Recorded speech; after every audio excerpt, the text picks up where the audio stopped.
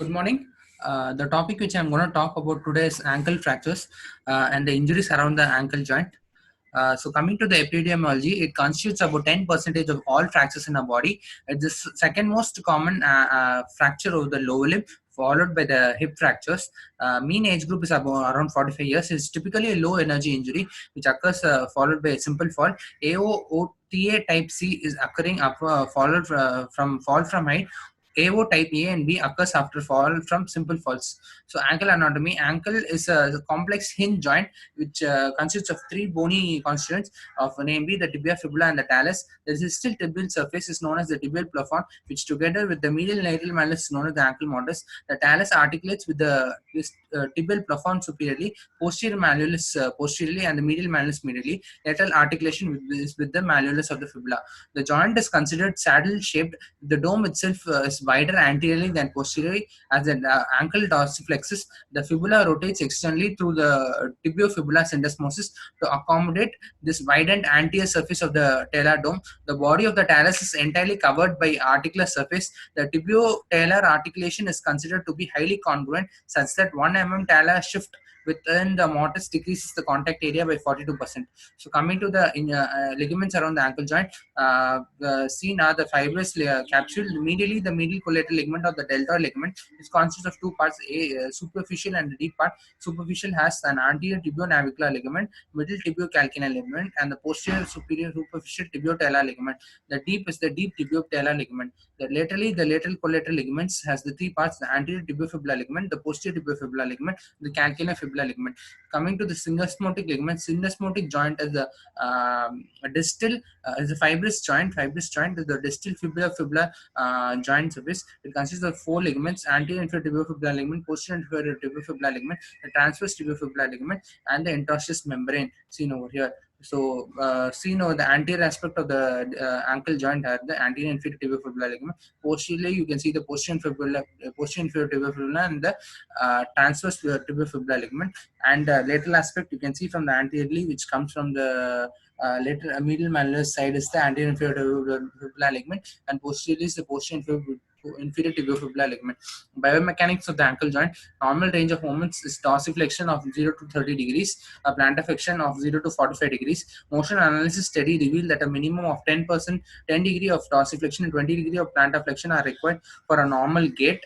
The axis of flexion of the ankle runs between the distal aspect of the two malleoli, which is externally rotated to angle of 20 degrees compared to the normal axis. Introduction: ankle fractures are among the most common injuries, and management of these fractures depends upon the careful identification of the extent of the bony injury as well as the soft tissue and the ligamentous damage. The key to successful outcome following an ankle fracture is anatomical restoration and healing of the ankle mortise. The mechanics of the injury: the pattern of the ankle fractures depend many factors. Mostly are the position of the foot and the direction of the deforming force following injury, chronicity or the recurrent trauma leading to ligament injury or laxity and distorted ankle biomechanics, patient age, bone quality. The clinical evaluation: coming to our setup, when the patient comes to us in the trauma ward or the emergency setup with variable presentations from such as limb to non-ambulatory with severe ankle swelling with the severe pain and deformity. Extent of the soft tissue injury must be evaluated. Neurovascular status should be carefully documented. Entire length of the fibula should be palpated for tenderness. A dislocated ankle should be immediately reduced and splinted posteriorly immediately. Ottawa rules. Ottawa rules is the rules when to take an ankle radiograph for an patient presenting to us with emergency. Whenever patient has two or more of these above three mentioned features, it is necessary to go for an ankle radiograph. Age more than 55 years, inability to bear weight, bony tenderness over the tip of each malleoli.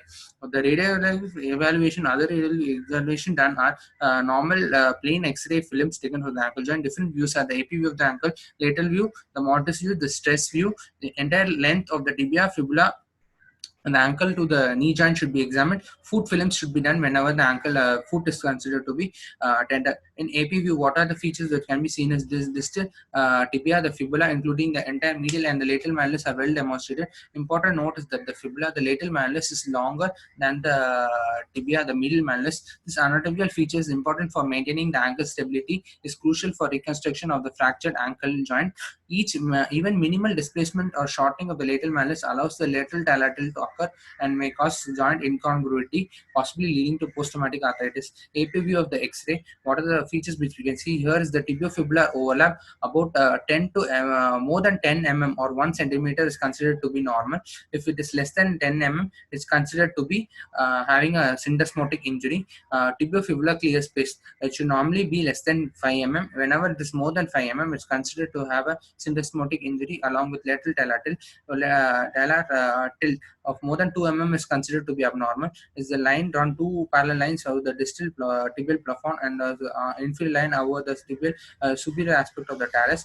The distance between each of these two is measured. Whenever it is equal to or more than 2 mm, it's considered to have a talar tilt. Consider whenever we are in doubt, we are not able to make out a feature or an abnormality in the injured limb, always go for a normal side X-ray to compare it and have a differentiation between normal and abnormal features of an X-ray radiograph.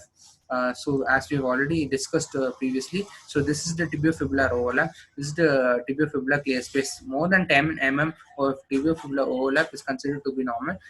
Less than 5 mm or 0.5 centimeters of tibiofibular clear space is considered to be normal. Anything more than that is considered to be having a syndesmotic injury along with lateral talar tilt.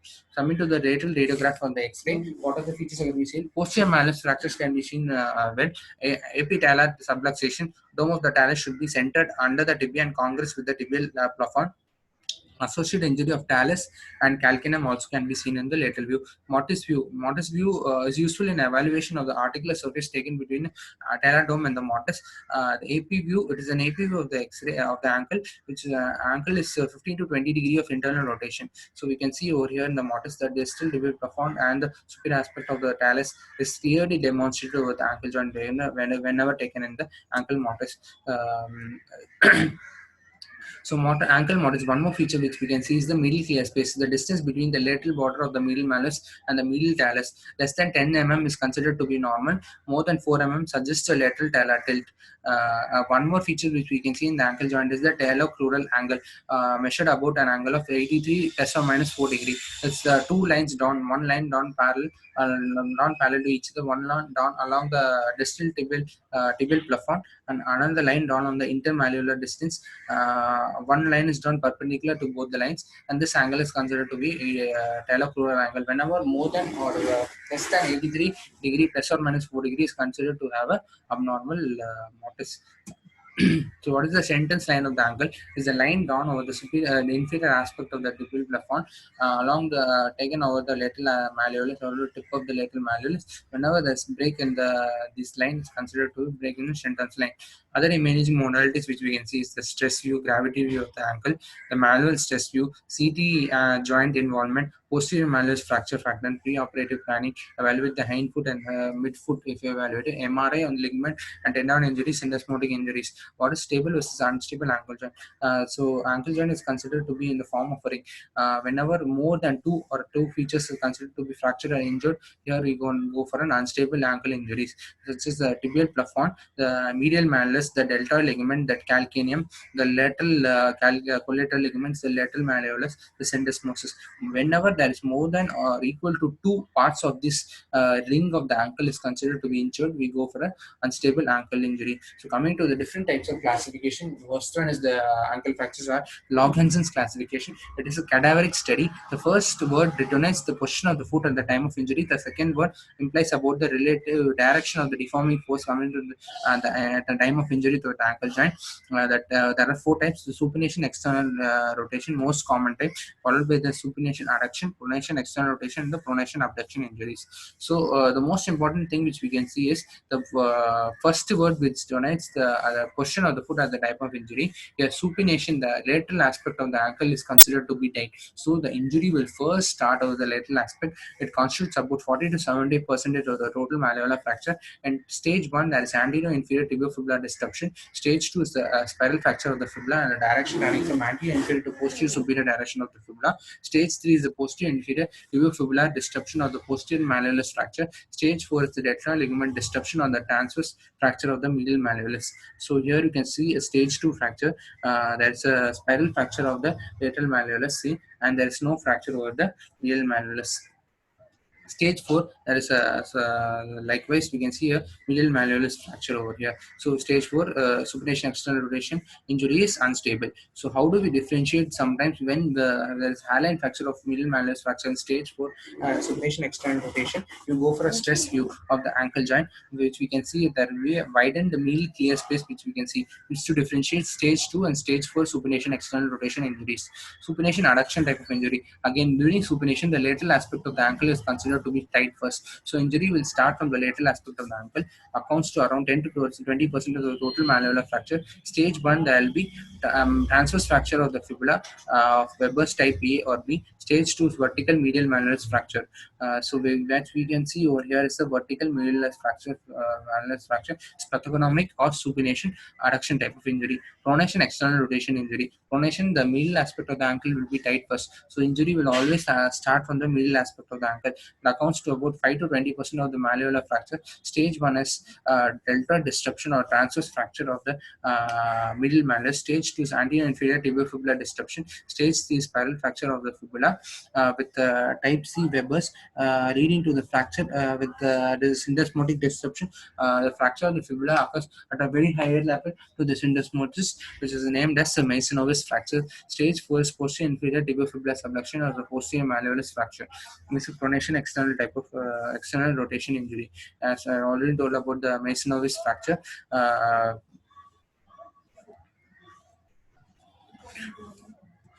so pronation abduction type of injury accounts for about 5 to 20 degree of malleolar fractures. In stage 1, there's transverse fracture of the medial malleus or the deltoid ligament disruption. Stage 2, posterior inferior tibiofibular disruption or the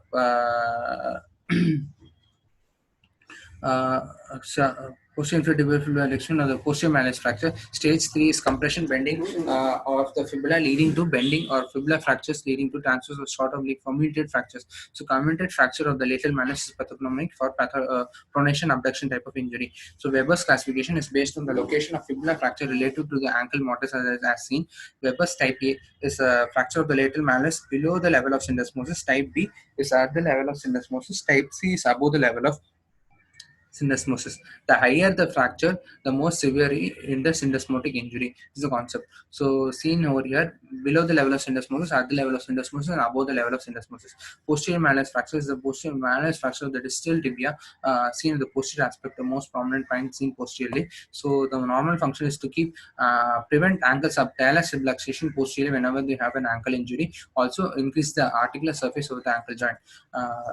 So there's various pattern of the ankle fractures. So always for ignoring a normal X-ray, you need to go for an external rotation view of the ankle or lateral view, or go for a CT evaluation. So based on the articular surface involved, posterior malfractures is divided into type 1, 2, and 3. Type 1 is the posterior lateral aspect oblique type of fractures, onset about 67 type, most common type, and the type 2 is extension into the medial aspect of the distal tibia, constitutes about 19%, and type 3 is community type, will constitute about 14% of total posterior malleolus fractures. Syndesmosis injury.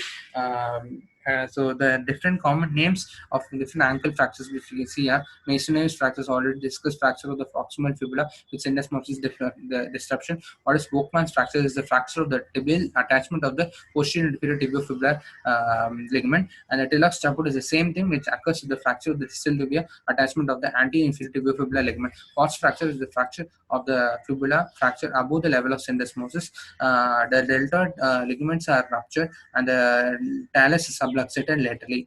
And Dupuytren's fracture is divided into type A and type B. In type A is more severe type. The fracture usually occurs about 2 to 7 centimeters above the distal tibiofibular syndesmosis with disruption of the medial collateral ligament and typically tear of the syndesmosis leading to ankle instability. Type B is low energy variant. The fracture occurs more distally and the tibiofibular ligament remains contact. Wagstaff-Leafold's fracture is an avulsion type of distal tibial fracture with insertion of the anterior tibiofibular ligament is avulsed. However, the ligament is found to be intact. Collicular fractures or colliculi avulsion fracture of the distal portion of the medial malleus based on the anterior and posterior fractures known as the anterior collicular posterior collicular fracture. The Bosworth fracture dislocation is a fibular fracture with posterior dislocation of the proximal fibular segment behind the tibia.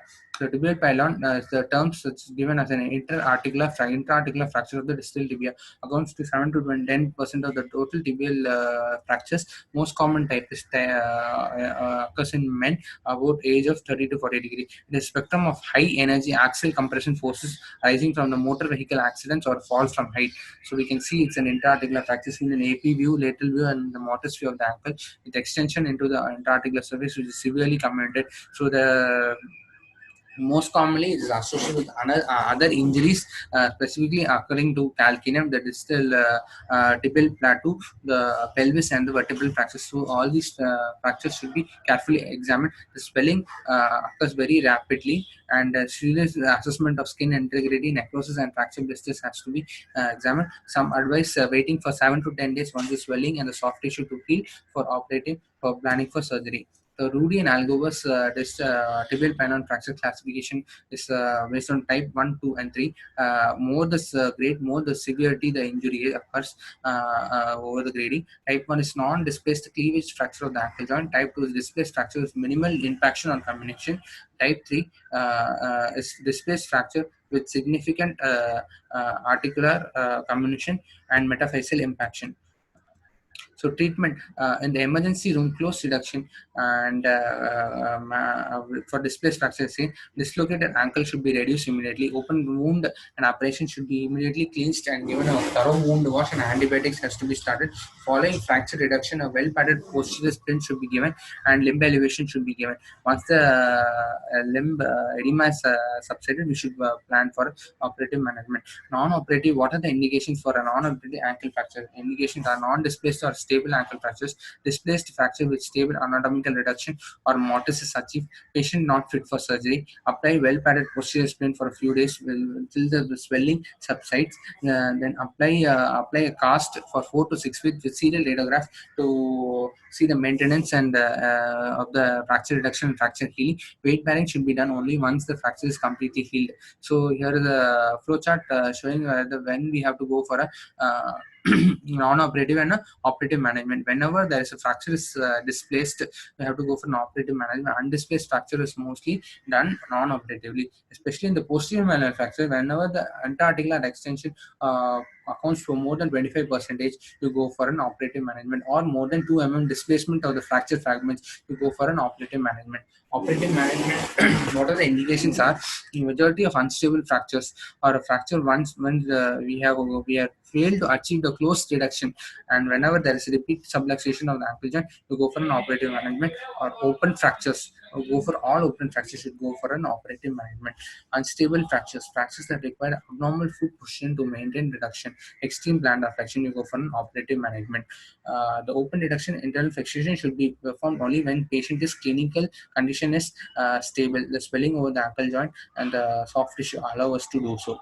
Usually they say 7 to 10 days occurs for the fracture blisters and the swelling and the soft tissue to heal. Once 7 to 10 days occurs, we can go for an operative management. So this is Gatlar and Chasten's approach for a posterior lateral malleolar approach for a surgery. So lateral, as we seen in the X-ray, lateral malleolar is below the level of syndesmosis. You can go for a K-wire or a cancellous screw fixation.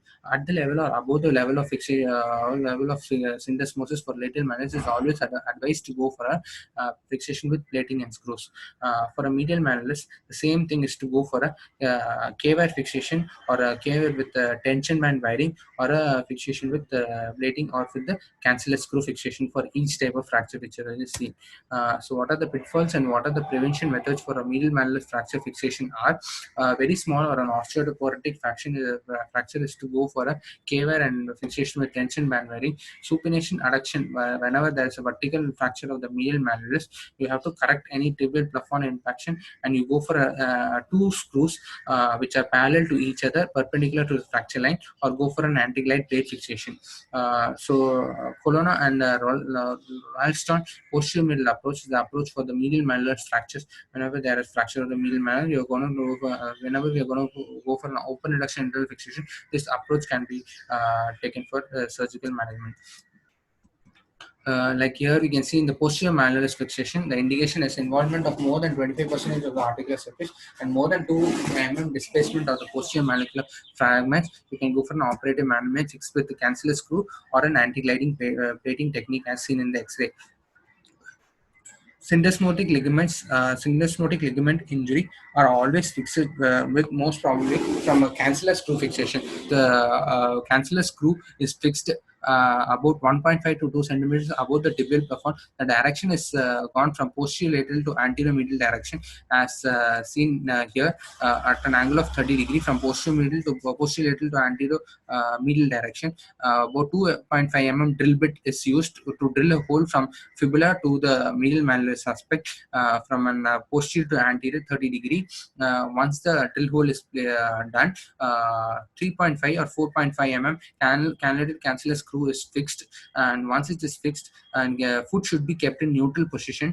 3 to 4 cortical purchases can be taken by using 2 or 3 cancellous screw fixation methods can be done. Once the fracture is fixed, it can be checked intraoperatively by a bone hook placed over the lateral malleus and by pulling it. In case of stable syndesmotic complex, the disruption of the syndesmosis won't occur, and we will be able to know whether we have stabilized the distal syndesmosis perfectly or no. So seen over here, what are the little controversies which we can see in the syndesmotic screw fixation? Are different books give different modalities of treatment. However, the most common controversies are whether to go for a 3.5 mm or a 4.5 mm screw fixation, whether to go for a 3 or 4 cortical pulses, whether to retain or remove the screw, whether to go for a metallic or a bioabsorbable screw fixation. It's a flow chart of different management fractures which we can see over here. Different type of fractures are medial malleus can be fixed with 2 cancellous screw fixation or a K-wire and a tension band wiring technique, or 2 transfer screw or anti-guide plate technique. Lateral malleus you can go for an IMIL nailing or a plating with neutralization plate. For in case of committed fractures, bridge plating or IM nailing can be done. Bimalleolar or trimalleolar fracture same as bimalleolar seen in lateral malleus, medial malleus fracture. Our posterior malleus fracture more than 25 mm interarticular extension, cancellous screw or anti-guide plate technique can be done. What are the complications which we see in the ankle fractures are perioperatively? You can see there will be malreduction or inadequate reduction with intra-articular hardware penetration. Early post-operative phase, there will be wound, edge dehiscence and necrosis and infection. Late post-operative complications which you can see is ankle stiffness, persistent edema, malunion, non-union, post-traumatic arthritis, hardware-related complications. As seen in the X-ray over here, you can see a non-union lateral malleolus fracture seen in the pediatric age group over here, and there is post-traumatic arthritis with ankle stiffness, which we can see over here.